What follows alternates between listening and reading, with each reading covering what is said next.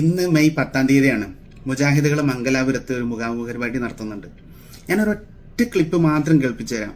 മുജാഹിദുകൾ എങ്ങനെയാണ് സാധാരണ ജനങ്ങളെ പറ്റിക്കുന്നതെന്ന് അതിലൂടെ തന്നെ ചിന്തിക്കുന്നവർക്കും ബുദ്ധിയുള്ളവർക്കും മനസ്സിലാക്കാൻ എമ്പാടും ഉദാഹരണം ഉണ്ടാവും.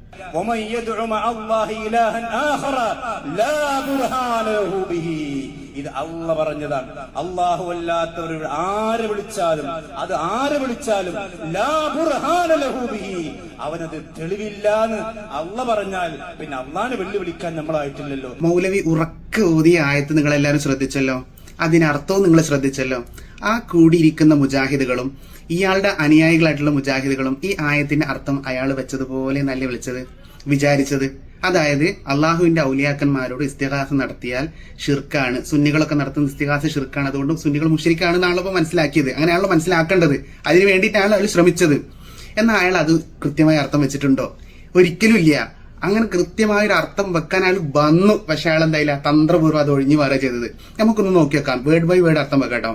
വമൻ യദ്ഉ, ഒരുത്തൻ യദ്ഉ ദുആ ചെയ്യുന്നു, മഅല്ലാഹി അള്ളാഹുവിന്റെ കൂടെ, ഇലാഹൻ ആഖറ മറ്റൊരു ഇലാഹിനോട് എന്തായിരുന്നു ദുആ ചെയ്യുന്നു. ഈ ഇലാഹ് എന്നുള്ള വാക്കുകൾ കണ്ടതുപോലുമില്ല, മനഃപൂർവ്വം മറച്ചു വെച്ചു.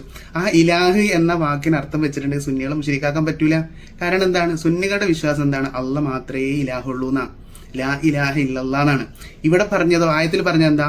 അള്ളാഹു അല്ലാതെ മറ്റൊരു ഇലാഹു ഉണ്ട് എന്ന് വിശ്വസിക്കുന്ന ആളെ കുറിച്ചാണ് പറഞ്ഞത്. വമൻ യദ്ഉ മഅല്ലാഹി ഇലാഹൻ ആഖറ, മറ്റൊരു ഇലാഹിനെ അള്ളാഹുവിന്റെ കൂടെ ദുആ ചെയ്യുന്ന ആളുകൾ. എത്ര കൃത്യമായിട്ടാണ് ആൾക്കാരെ വഞ്ചിച്ചത്.